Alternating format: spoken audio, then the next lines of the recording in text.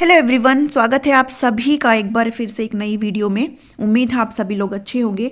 आपकी psychology series चली हुई है केवीएस एंड एचपीएससी के कैंडिडेट के लिए। इसी में ही आपका एक इम्पॉर्टेंट टॉपिक आज मैंने पिक किया है कि बिहेवियरिज्म का क्या पर्सपेक्टिव है लर्निंग के ऊपर। अपने आप में बहुत इंपॉर्टेंट ये टॉपिक है, ठीक है।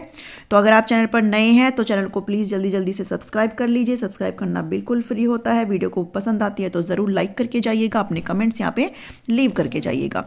हम आज क्या पढ़ेंगे इस थ्योरी के अंदर? इस थ्योरी के अंदर हम आज बिहेवियरिज्म का डेफिनेशन पढ़ेंगे। भाई व्यवहारवाद होता क्या है, इसके कैरेक्टरिस्टिक्स एंड फीचर्स को पढ़ेंगे। इसकी आलोचना भी हुई थी, क्या कुछ इसमें कमियां थी वो सभी पढ़ेंगे। क्रिटिसिज्म इसका पढ़ेंगे। बिहेवियरिज्म की जितनी भी थ्योरीज है उसके बारे में डिस्कस करेंगे। अब उसके बाद बिहेवियरिज्म में क्या रोल ऑफ टीचर है, ठीक है, ये सभी आपका केवीएस में एज इट इज टॉपिक दिए हुए हैं। रोल ऑफ लर्नर पढ़ेंगे, क्लासरूम एनवायरनमेंट पढ़ेंगे, choice of teaching methods and discipline and power को पढ़ेंगे। यहाँ पे सारी चीज़ें कवर करेंगे। 3 पार्ट्स में ये टॉपिक आपका कवर करूंगी। पहला जो आज बिहेवियरिज्म का उठाया है वो, नेक्स्ट फिर आपका कोग्निटिविज्म का, एंड देन कंस्ट्रक्टिविज्म, ठीक है। आप सभी को पढ़ना है जो भी केवीएस और एचपीएससी के कैंडिडेट है। तो चलिए शुरू करते हैं। देखिए, व्यवहारवाद को अगर समझे तो बिहेवियरिज्म होता क्या है। बिहेवियरिज्म का मतलब होता है हम किसी भी इंडिविजुअल के बिहेवियर को यहाँ पे स्टडी करते हैं, उसके बिहेवियर को ऑब्जर्व करते हैं, ठीक है। उसके अंदर क्या चल रहा है, उसके मानसिक प्रक्रियाएं क्या चल रही हैं, उन सभी को नेग्लेक्ट करते हुए सिर्फ हम जो व्यवहार बाहरी एनवायरनमेंट के साथ इंटरेक्शन करते हुए बच्चा कर रहा है उसको हम यहाँ पे ऑब्जर्व करते हैं। बिहेवियरिज्म क्या होता है ना, बिहेवियरिज्म एक स्कूल भी है साइकोलॉजी का। आप सभी को मैंने स्कूल ऑफ साइकोलॉजी पढ़ाया हुआ है, ठीक है। बिहेवियरिज्म स्कूल ऑफ साइकोलॉजी है। बिहेवियरिज्म के फादर कौन है? Behaviourism father JB. वॉटसन है, ठीक है। आप सभी को ये चीज़ें याद रखनी है। अगर बात करें कि बिहेवियरिज्म है क्या, इसको बिहेवियरल साइकोलॉजी भी बोला जाता है, व्यवहारवाद मनोविज्ञान भी बोला जाता है। ये लर्निंग की ऐसी थ्योरीज होती हैं जिसमें हम लोग जो भी बिहेवियर है, ठीक है, जो भी बिहेवियर हम कैसे लर्न करते हैं, हम एनवायरनमेंट के साथ इंटरेक्शन करते हुए लर्न करते हैं, और इसको कंडीशनिंग बोला जाता है। आपने अगर बिहेवियरिज्म की थ्योरी उससे पहले पढ़ी होगी तो आप सभी सीटेट और एचटेट को पास करके आए हुए हैं, ठीक है। अगर आप ये एग्जाम देंगे तो वहाँ पे आप लोग ये पैवलोव वाली जो चीज़ें पढ़ते थे, जो कुत्ते वाला एक्सपेरिमेंट था, वहाँ पे क्या हो रहा था, उस कुत्ते का कंडीशनिंग ही तो किया जा रहा था, उस कुत्ते का अनुबंधन ही तो यहाँ पे किया जा रहा था कि पहले कुत्ते को यहाँ पे क्या, पहले कुत्ते को यहाँ पे फूड प्रोवाइड किया जा रहा था। फूड को देखकर कुत्ते के मुंह में क्या आ रही थी? लार आ रही थी, ठीक है। लेकिन जब घंटी बजाई तो कुत्ते के मुंह में यहाँ पे लार नहीं आई। लेकिन जब फूड और घंटी दोनों को मिक्स करके दिया गया और बहुत टाइम तक जब इसको रिपीट किया गया तो लार यहाँ पे कुत्ते के मुंह में आई। और एक टाइम ऐसा आया जब कुत्ते को सिर्फ यहाँ पे घंटी ही बजाने के ऊपर यहाँ पे कुत्ते के अंदर क्या आ रही थी? लार आ रही थी, क्योंकि उसने यहाँ पे अनुबंधन यहाँ पे स्थापित कर लिया था, उसने यहाँ पे एसोसिएशन कर लिया था, उसने यहाँ पे कंडीशनिंग को पा लिया था कि जब घंटी बजेगी तो क्या आएगा, उसके सामने खाना आएगा।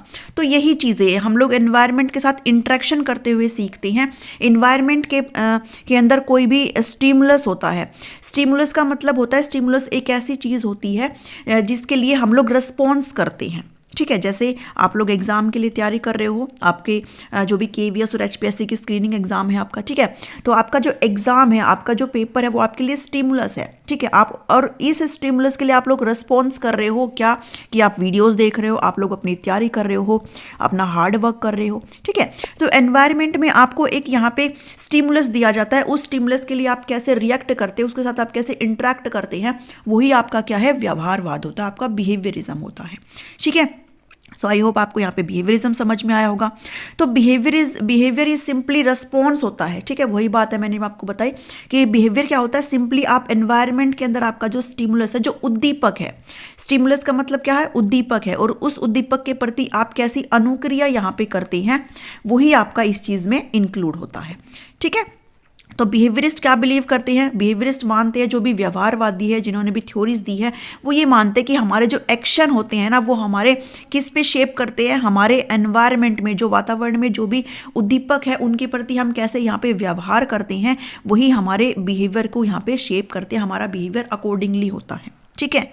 सो यहाँ पे फादर ऑफ बिहेवियरिज्म कौन है? फादर ऑफ बिहेवियरिज्म यहाँ पे जॉन बी वॉटसन है, ये अमेरिकन साइकोलॉजिस्ट है, आपको ये चीज़ें याद रखनी है, ठीक है।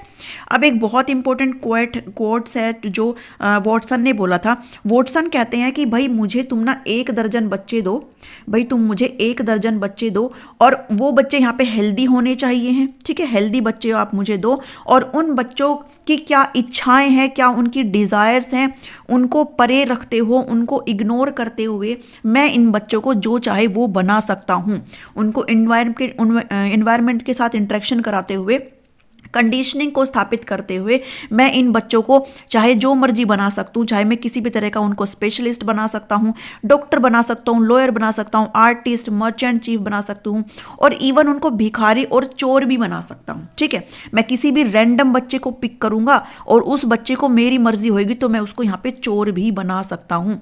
ऐसा कहना किसका है? ऐसा कहना है वॉटसन का, क्योंकि ये लोग मानते हैं, जो व्यवहारवादी, इसलिए इनकी आलोचना भी हुई थी कि ये लोग मानते हैं कि बच्चे की क्या डिज़ायर है, बच्चे की क्या मेंटल प्रोसेस है, उसकी मानसिक प्रक्रिया क्या है, वो कैसे सोचता है, उसकी फीलिंग्स को, थॉट्स को, एवरीथिंग को इन्होंने इग्नोर किया कि बच्चे के लिए ये बिल्कुल ज़रूरी नहीं होता है। हम बच्चे को यहाँ पे एनवायरनमेंट के साथ इंटरेक्शन करना सिखा देते हैं, हम बच्चे को स्टिमुलस के प्रति रिस्पॉन्स करना सिखा देते हैं, और इसलिए बच्चे के लिए वो क्या फील कर रहा है, क्या उसकी डिज़ायर है, क्या उसकी इच्छाएँ हैं, वो सभी यहाँ पे मैटर नहीं करती, बल्कि बच्चे को हम जैसा मर्जी वैसा बना सकते हैं। और इसीलिए बाद में इनकी जो भी जैसे सिगमंड फ्रॉइड थे, उन्होंने इसकी आलोचना की थी, जो भी ह्यूमनिस्टिक अप्रोच वाले हैं उन्होंने सभी ने इनकी क्या की थी? आलोचना की थी कि भाई ऐसे नहीं होता है, ठीक है।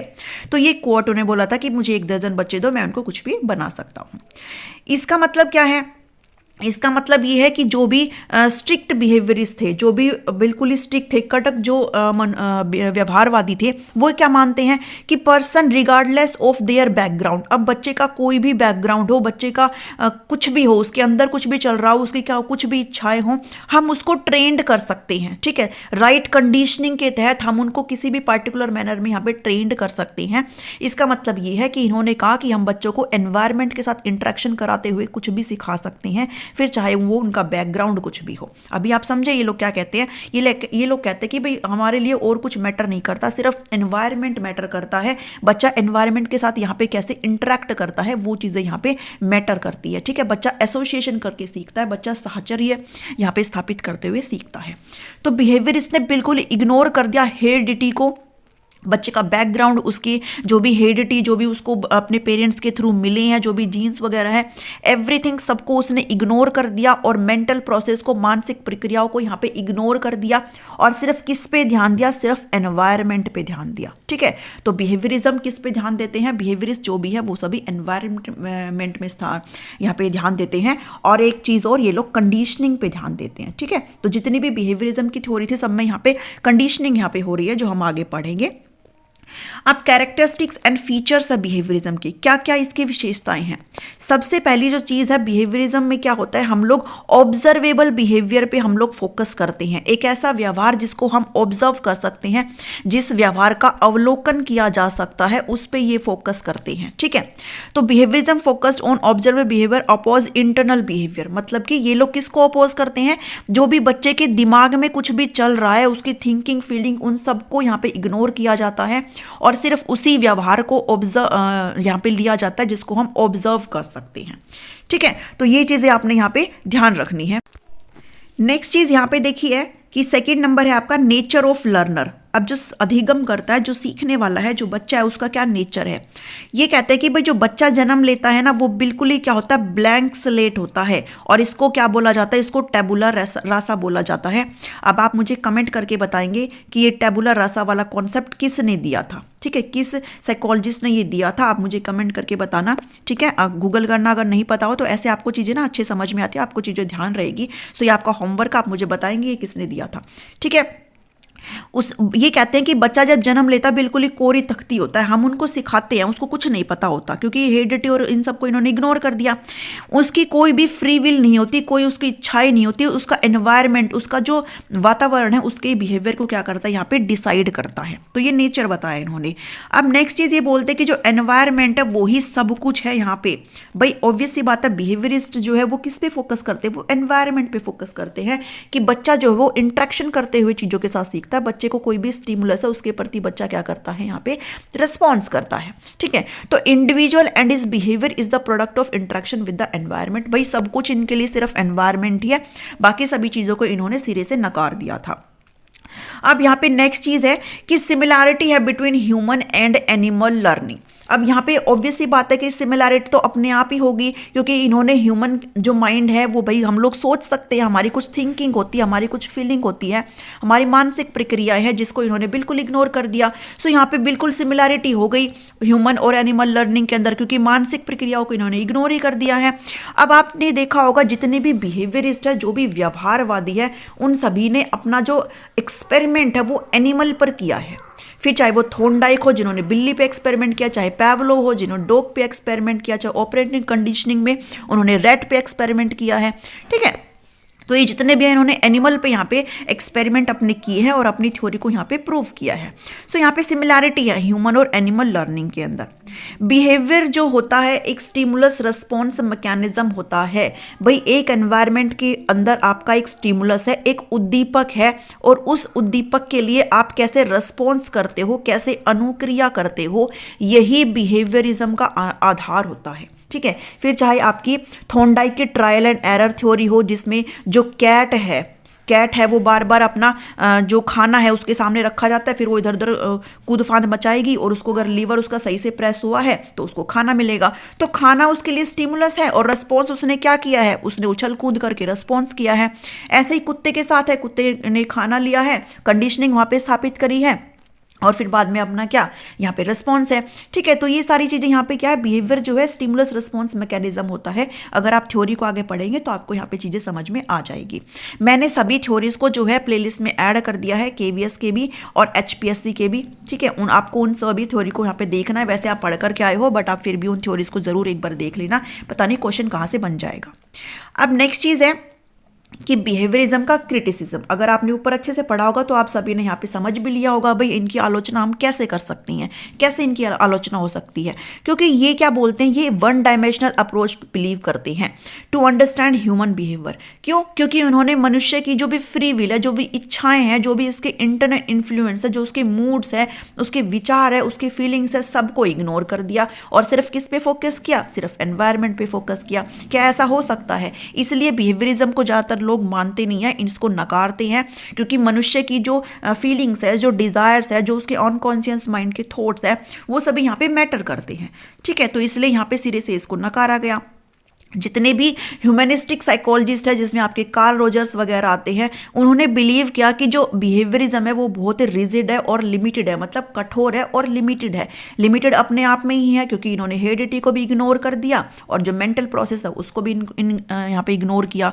ठीक है, और जो सिगमंड फ्रॉयड है, उन्होंने भी, जो साइको एनालिसिस के फादर है, उन्होंने भी इनको इग्नोर किया, उन्होंने भी इनको क्रिटिसाइज किया, क्योंकि इन्होंने अनकॉन्शियस थिंक पे जो है कोई भी विचार यहाँ पे नहीं किया।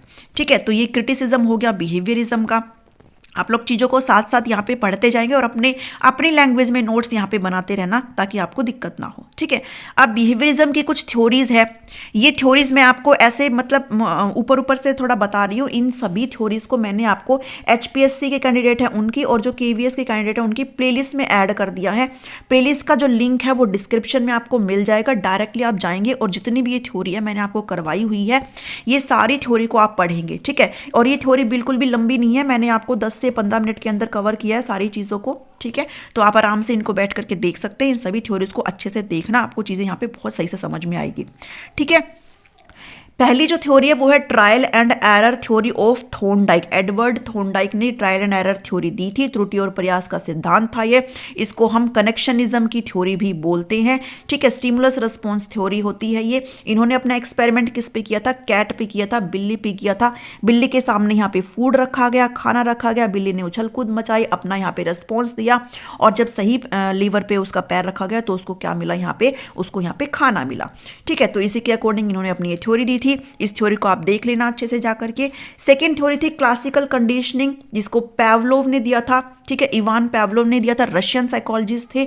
एक्सपेरिमेंट किया था इन्होंने डॉग के ऊपर, कुत्ते के ऊपर, जिसमें उन्होंने कंडीशनिंग यहाँ पे दिखाई थी, जो मैं आपको पहले बता चुकी हूँ कि घंटी बजने के बाद भी जो है कुत्ते के मुंह में लार आई, क्योंकि उसने घंटी और खाने के बीच में यहाँ पे क्या कर लिया है, अपना एसोसिएशन यहाँ पे स्थापित कर लिया, अपना साहचर्य यहाँ पे स्थापित कर लिया है, ठीक है। तो ये थी क्लासिकल कंडीशनिंग थ्योरी। अब इन थ्योरी के ना अपने अपने नाम होते, बहुत सारे नाम है जो मैंने सभी वीडियो में कवर करे हैं, आप प्लेलिस्ट में जाकर के उनको देखना, आपको सारी चीजें सही से समझ में आ जाएगी। ऑपरेंट कंडीशनिंग थ्योरी है स्किनर की, इन्होंने एक्सपेरिमेंट किया था रैट के ऊपर, ठीक है। अब इन्होंने कैसे, ये जो थ्योरी है, बाकी ऊपर की जो दो थ्योरी थी वो स्टिमुलस रिस्पॉन्स थी, लेकिन ये जो थ्योरी है ना एक्सपेरिमेंट ऑन रैट वाली, ये रिस्पॉन्स और स्टिमुलस, यानी कि पहले चूहा रिस्पॉन्स करेगा, पहले चूहा उछल कूद मचाएगा, अगर सही राइट लेवल पे अगर पैर रखता है तो उसको एकदम से खाना आके उसके सामने गिरेगा, और अगर उसने रॉन्ग लीवर पे प्रेस किया तो उसको यहाँ पे हल्का सा यहाँ पे बिजली का करंट उसको दिया जाता था, ताकि उसको सिखाया जाए कि उसको सही रिस्पॉन्स करना है, ठीक है। तो ये था एक्सपेरिमेंट में, इसलिए इसको रिस्पॉन्स और स्टिमुलस थ्योरी, आरएस थ्योरी इसको बोला जाता है। चीजों को आप अच्छी तरह से पढ़ लीजिएगा। गुथरी ने कॉन्टिग्यूटी की थ्योरी दी थी, ठीक है, गुथरी की थ्योरी है जो मैंने आपको करवा रखी है, आप ये सारी चीजें पढ़ेंगे, लर्निंग की थ्योरीज है ये। रॉबर्ट गैरे ने लर्निंग हायरार्की की थी, कुछ 8 स्टेज में प्रॉब्लम का सॉल्यूशन होता है वो इन्होंने बताया था, ये भी आप लोग पढ़ लेंगे। हल की सिस्टमेटिक बिहेवियर थ्योरी थी, ओनली ये थ्योरी है जो मैंने आपको नहीं करवा रखी है, ये मैं आपको ऐड कर दूंगी जल्दी ही आपके प्लेलिस्ट में, सो आपको ये थ्योरी भी पढ़नी है। Driver deduction theory and social learning theory है बेंडुरा की, ये मैंने आपको करवा रखी है, आप ये सारी थ्योरी को वहाँ पे जाकर के अच्छे से पढ़ेंगे। अभी इनको यहाँ पे कवर करने का कोई मतलब नहीं है, क्योंकि आप लोग सीरियल रेस्टेट में पढ़ के आए हैं, ठीक है। चलिए, बिहेवियरिस्ट अप्रोच के अंदर अगर बात करूं, जो आपका मेजरली दिया गया है यहाँ पे कि role of a teacher is, एक टीचर का क्या रोल है बिहेवियरिस्ट अप्रोच में, आप सभी को पता है भाई, बिहेवियरिस्ट अप्रोच में सारा काम एक टीचर का ही होता है, बिल्कुल कंट्रोल एनवायरनमेंट होता है टीचर का, बच्चा यहाँ पे ओनली पैसिव होता है, वो बस टीचर को देखता है और सीखता है, ठीक है। तो यहाँ पे क्या है कि टीचर के हाथ में है सब कुछ। तो रोल क्या है टीचर का, टीचर को यहाँ पे नोट करना पड़ेगा, teacher should note that learning is not new knowledge but acquired new behaviour. इसका मतलब है कि टीचर को यहाँ पे समझना पड़ेगा कि लर्निंग का मतलब ये नहीं है कि कोई ज्ञान हमने सीख लिया, बल्कि हम कैसा व्यवहार, अब बिहेवियरिज्म है तो भाई व्यवहार के बारे में बात ही करेंगे, बल्कि यहाँ पे टीचर को समझना पड़ेगा कि बच्चे कैसे नए बिहेवियर को यहाँ पे एक्वायर करते हैं, ठीक है, सीखते हैं। Teaching environment shapes the behaviour of a learner. अब कैसा भी हम टीचिंग एनवायरनमेंट तो यहाँ पे डिपेंड करता ही है, क्योंकि बच्चे का जो बिहेवियर है ऑटोमेटिकली इंटरेक्शन होता है एनवायरनमेंट के अंदर, जो स्टिमुलस है उसके प्रति रिस्पॉन्स बच्चा करता है, तो यहाँ पे टीचिंग एनवायरनमेंट तो मैटर करता ही है बच्चे के लिए, तो टीचर को यहाँ पे एनवायरनमेंट को भी देखना पड़ेगा। Teacher should give positive reinforcement. अब यहाँ पे ना पॉजिटिव और नेगेटिव रीइंफोर्समेंट की बात करी गई थी, ठीक है, तो वो सभी मैंने आपको थ्योरीज में कवर किया है, अगर आप देखेंगे आपको सब कुछ समझ में आएगा। तो यहाँ पे टीचर को पॉजिटिव रीइंफोर्समेंट एनवायरनमेंट यहाँ पे देना चाहिए, ताकि बच्चे और भी अच्छा कार्य करने के लिए मोटिवेट हो सके। नेगेटिव रीइंफोर्समेंट को यहाँ पे अवॉइड करना चाहिए। Teacher must always reward positive behaviour. अब जो भी बच्चे ने अच्छा एक वांछित व्यवहार यहाँ पर किया है, उसको टीचर को यहाँ पर रिवार्ड करना चाहिए, फिर चाहे वो कैसे भी करे, ठीक है, एक अच्छे पॉजिटिव रीइंफोर्समेंट के साथ करना चाहिए, ताकि बच्चा उसको और भी सही तरीके से ले। Teacher should motivate and encourage the learner to enjoy and take interest in learning. अब यहाँ पे टीचर का ये अहम रोल है कि बच्चों को मोटिवेट करते रहे, साथ ही साथ बच्चों को एनकरेज करते रहे, बच्चे में साहस यहाँ पर लाते रहे कि बच्चे ताकि पढ़ने को एंजॉय कर सके और अपने बिहेवियर को और भी अच्छी तरह से निखार सके, ठीक है। तो ये है टीचर का रोल। अब लर्नर का क्या रोल है, लर्नर का यहाँ पे कुछ भी रोल नहीं है, क्योंकि लर्नर बिल्कुल ही पैसिव है, बिल्कुल ही एक्टिव नहीं होता है बच्चा। यहाँ पे अगर आपसे कोई पूछा जाए कि बिहेवियरिज्म के अंदर रोल क्या है लर्नर का, तो आप बताएंगे वो बच्चा के हाथ पैसिव होता है, क्योंकि एनवायरनमेंट जो है वो टीचर के हाथ में होता है, टीचर के कंट्रोल में होता है, ठीक है। लर्नर यहाँ पे केवल रिसीवर है नॉलेज का, तो आप सभी ये चीज़ याद रखेंगे। Nature of teacher student relationship. अब यहाँ पे मैं ये क्यों कह रही हूँ कि पैसिव है, क्योंकि आपने अगर थ्योरीज को पढ़ा होगा तो बिल्ली को भी पिंजरे में कैद कर रखा था, कुत्ते को भी बांधा हुआ था, रैट को भी यहाँ पे पिंजरे में बांधा हुआ था, कैद करा हुआ था, ठीक है। तो यहाँ पे ये सभी क्या एक्टिव नहीं, अपनी मर्जी से नहीं चल रहे, बल्कि रिसीव कर रहे हैं, ठीक है, रिसीवर है, और यहाँ पे पैसिव होकर के अपना बिहेवियर यहाँ पे शो कर रहे हैं, इसलिए मैं यहाँ पे आपको ये चीज़ बोल रही हूँ, ठीक है। अब टीचर स्टूडेंट रिलेशनशिप कैसा होना चाहिए है। अब बिहेवियरिज्म है, सब कुछ टीचर के हाथ में है, टीचर सेंटर्ड चीज़ें हो रही है, चाइल्ड पैसिव है, तो बिहेवियर ये जो रिलेशनशिप है ये भी कैसा होगा, वो भी ऑटोक्रेटिक होगा, निरंकुश होगा, यानी कि सब कुछ टीचर के हाथ में होगा, बच्चा सिर्फ पैसिव होकर के चीज़ों को यहाँ पे सुन रहा है। ठीक है, तो नेचर यहाँ पे ऐसा होगा। टीचिंग मेथड हम क्या क्या चूज कर सकते हैं भाई, बिहेवियरिज्म है, सब कुछ टीचर के हाथ में है, तो लेक्चर मेथड यहाँ पे चलेगा, बस आए लेक्चर दिया और बच्चा सिर्फ सुन रहा है। डिमॉन्स्ट्रेशन आप यहाँ पे कर सकते हो, ठीक है, ड्रिल प्रैक्टिस करा सकते हो, कंडीशनिंग यहाँ पे हो सकती है, और क्वेश्चन एंड आंसर हो सकता है। क्वेश्चन को एज ए स्टिमुलस देखेंगे और आंसर जो है बच्चे का वो क्या होगा, रेस्पॉन्स यहाँ पर निकल के आएगा। ठीक है, तो ये आपका टीचिंग मेथड है, आप ध्यान रखेंगे इन चीज़ों को। अब क्लासरूम का एनवायरनमेंट कैसा होना चाहिए बिहेवियरिज्म में। Environment should B positive and clear routine and minimal distraction. Classroom का एनवायरनमेंट पॉजिटिव होना चाहिए ताकि बच्चे की लर्निंग पॉजिटिव हो सके, और जो डिस्ट्रैक्शन है, जो बाधित चीज़ें हैं, वो बहुत ही कम अमाउंट में यहाँ पे होनी चाहिए है। ठीक है, environment should be learner feel that they are learning and making process. Environment ऐसा होना चाहिए ताकि बच्चों को ये लगे कि वो लर्निंग कर रहे हैं और अपनी प्रोग्रेस को यहाँ पे सही से कर पा रहे हैं। तो ये आपका क्लासरूम एनवायरनमेंट होना चाहिए। Understanding of discipline and power. अब अनुशासन और अगर पावर की बात करूं तो सब कुछ टीचर के हाथ में है। डिसिप्लिन बिल्कुल ही ऑटोक्रेटिक होगा, निरंकुश होगा, सब कुछ टीचर के ही हाथ में होगा। अगर बच्चे ने कहीं पे कुछ भी गलती करी तो उसको तमाचा यहाँ पे पड़ सकता है। ठीक है, क्योंकि बिल्कुल ही टीचर के हाथ में है, सब कुछ बच्चे के हाथ में यहाँ पे कुछ भी नहीं है। तो डिसिप्लिन यहाँ पे ऑटोक्रेटिक होगा, और पावर जो है वो सब किसके हाथ में है, टीचर के ही हाथ में है, क्योंकि एनवायरनमेंट कैसा है, वो टीचर के कंट्रोल में है, तो पावर भी किसके हाथ में होगी, पावर भी यहाँ पे टीचर के हाथ में होगी। बच्चा यहाँ पे बिल्कुल पैसिव है, बच्चे के हाथ में यहाँ पे कुछ भी नहीं है। इसलिए जो बिहेवियरिज्म है इसकी काफ़ी यहाँ पे आलोचना हुई थी, इसको क्रिटिसिज्म यहाँ पे किया गया था, क्योंकि जो एनवायरनमेंट होना चाहिए वो स्टूडेंट के सेंटर्ड होना चाहिए, चाइल्ड सेंटर्ड होना चाहिए। ठीक है, सो आई होप आपको यहाँ पे चीज़ें समझ में आई होगी। ये बिहेवियरिज्म वाला टॉपिक था जो सभी को पढ़ना है, चाहे वो HPSC के हो चाहे फिर वो KVS के हो। वीडियो पसंद आती है तो इसको ज़रूर लाइक करके जाइएगा, चैनल को बिना सब्सक्राइब किए ना जाइएगा, सब्सक्राइब करना बिल्कुल फ्री होता है। ठीक है, नेक्स्ट टॉपिक आपका लेकर के आऊँगी कॉग्निटिविज्म का, क्या इसका थ्योरेटिकल पर्सपेक्टिव होता है लर्निंग में। सो बने रहिए मेरे साथ। Thank you, thanks for watching me.